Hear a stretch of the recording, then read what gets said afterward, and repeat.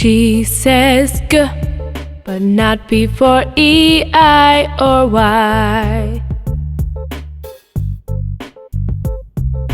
G says G, but not before E, I, or Y. G says G, but not before E, I, or Y. You know what I mean, like Gallup or Green. Mostly, G says G.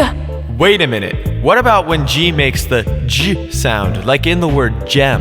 What do you mean? Well, let me explain it to you. G says J when it comes before E, I, or Y. G says J when it comes before E, I, or Y. G says J when it comes before E, I, or Y.